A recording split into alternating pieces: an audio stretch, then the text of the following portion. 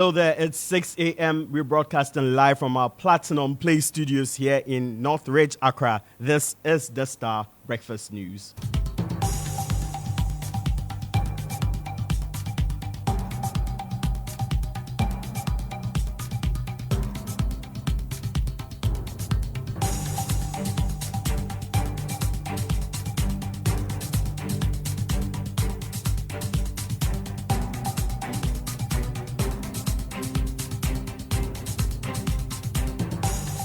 And coming up in this bulletin, General Agricultural Workers Union described government's One Village, One Dam initiative as a needless one following revelation that the minimum cost of a dam is 5 million cedis. It was really needless because today it has proven that it was needless. Because where are the dams? Also coming up in this bulletin, La Youth Association rubbishes claim by Lands Minister that acquisition of state land capture by politically exposed persons isn't true. And let me say, the Lands Minister can now come and peddle this falsehood and say that we are doing that as a result of political motivation. It is not true. They are selling the land and we know. That's why we are accusing them of that. And later in the bulletin, out of abundance of the heart, the mouth speaketh. And so when the president goes and he's talking about his administration and he says, Akufo-Addo Mahama administration, oh, this is unpardonable. It means he dreamt about me the night before.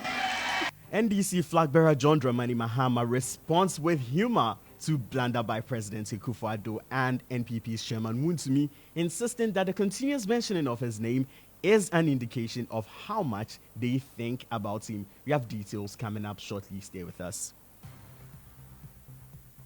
Starr News is coming to you live on Ultimate 106.9 FM in Kumasi, Empire 102.7 FM in Takrady, Zeps 95.9 FM in Zebila, Nissim 100.1 FM in Lamshao, My Star Radio in the USA, also live on Facebook on Starr 103.5 FM and on starfm.com.gh around the world.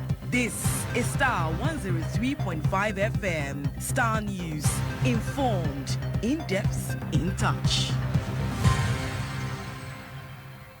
Indeed, we are simply the best. My name is Ekow.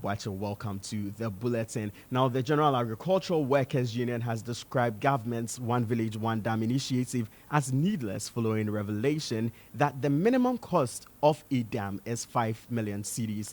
This is according to feasibility studies conducted by Ghana Irrigation Development Authority. Government claims it has constructed over 574 dams since 2017. Acting Chief Executive of Ghana Irrigation Development Authority, Richard Opon, shared the cost of constructing a dam to the Public Accounts Committee. Do have a listen. The minimum dam that you can construct now is about 5 million Ghana cedis, about 5 million. And the maximum, because if you look at we are not looking at targeting just a small storage dams. Now, if you can see that we are targeting dams that can withstand even the climate change impact. So the maximum that we did last year was close to about 22 million Ghana cedis per one site, one dam. Are you the one in charge of One Village, One Dam? Honorable Chair, we are not in charge, but we give technical support to them. But we were not in charge of the actual administration of the project. So how many villages got dam? Oh, close to about 574. Where? Honorable Chair, I can provide Are they dams or dugout? Yes, some of them are dams, some are dugouts. Okay. Because they vary depending on the site. Dugout, 570 dugout. So out of the 570, how many are dugouts? Honorable Chair, dams and dugouts, they are all dams. No, please, let me explain. Let me explain technically. When you say order. Yes. Order. Honorable Chair, let me do the clarification. A dam is just a structure that stores water. Yes. If it's a dugout, it means that you have to dig below the ground level before you can create the storage. Okay. But it's also a dam. Okay. I would say it's a small dam. Okay. And the big dam is the one that you build above the surface of the earth. That is what we call the big dam. Okay. So dugouts, whether dugout or dam, they are all dams. But the General Agricultural Workers Union has described the initiative as needless. Edward Karewe is the executive secretary.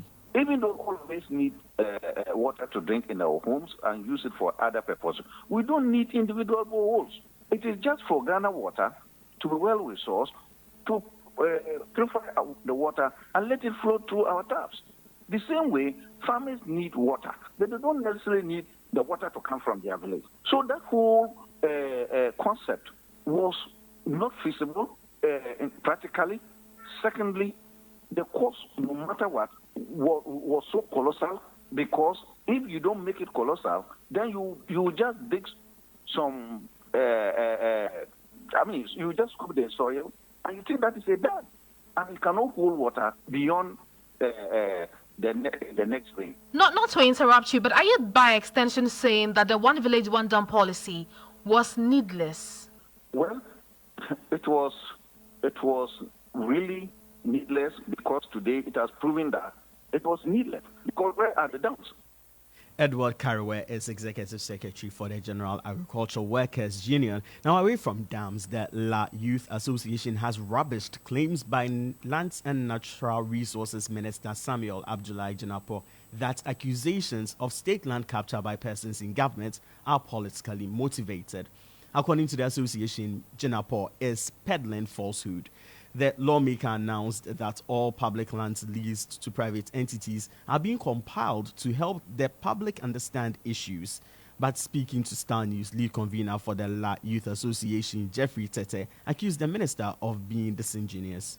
Who are they being given to? Who are the private people developing those lands? Because, of course, it is not government. And we have seen documents pasted on some of the gates indicating that those lands or those houses have been assigned to private individuals, because there's been litigation between, and surprisingly, the government is doing multiple sales too in this regard. It's something they have previously accused chiefs of doing. So you see a particular estate house given to two people by government, they start fighting over it. One goes to court and comes to paste something there and ask the documentation that was given to the person by the Lands Commission or government. We have seen a lot of these things. When you go to one other state housing estate between Laboni Secondary School and the coffee shop, the entire place has been sold out. And we know some of the entities is been given to, like unique holdings belonging to, I don't want to mention this name, but unique holdings. Everybody knows who owns unique holdings. The same unique holdings has been given a large part over the DVLA area. Unique holdings definitely is not government. And some of the other institutions whose names we know are developing, like the Bedia, who are also developing. Are they developing on behalf of government? So we know some of these things, and government. And let me say, the lands minister can now come and shadow this falsehood and say that we are doing that as a result of political motivation. It is not true. They are selling the lands, and we know. That's why we are accusing them of that. Now, when was the last time you saw the Independence Arch? Because it's one of the most iconic monuments in Ghana, but it has been in a complete state of disrepair for a long time due to neglect by authorities. However, following a Starr News report, construction works have begun on the poor state of the monument. Natalie Ford reports. Today, I'm standing before the once iconic Black Star Square, a symbol of Ghana's rich history and struggle to win independence. A few months ago on GH1 News, we brought you a series of reports highlighting the poor state of this once iconic structure.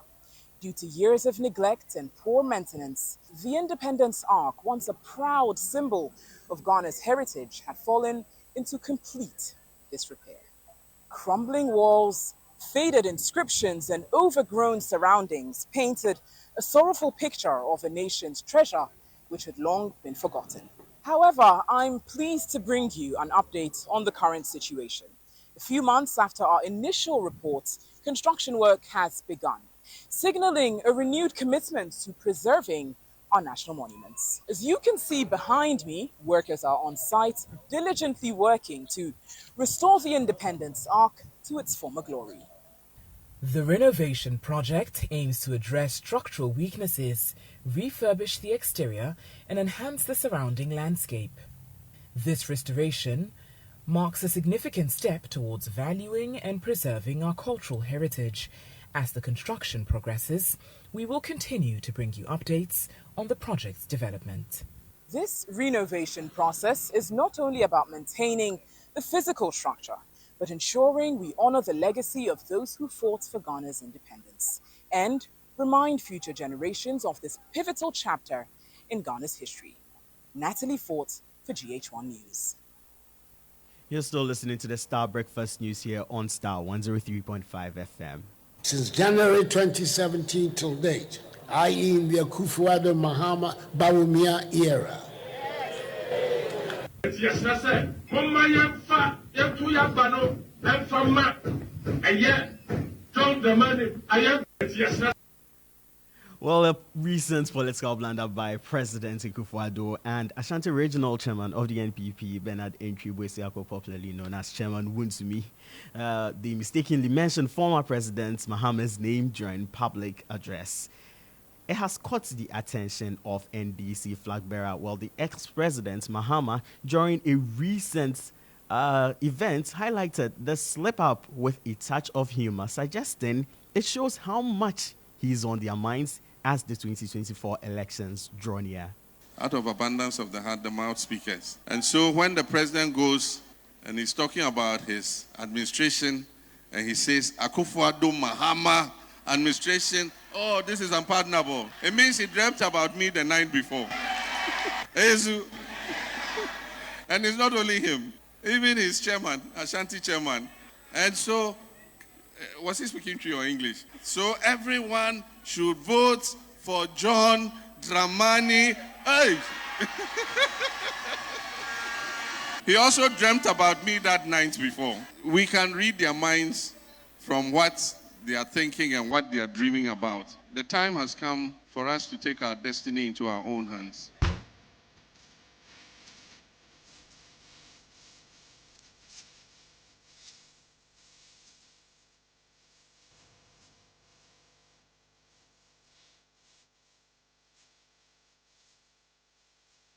Well, the Rent Control Board has some job to do, and that's it for the Star Breakfast News. My name is Ekow. We have more news for you on starfm.com.gh.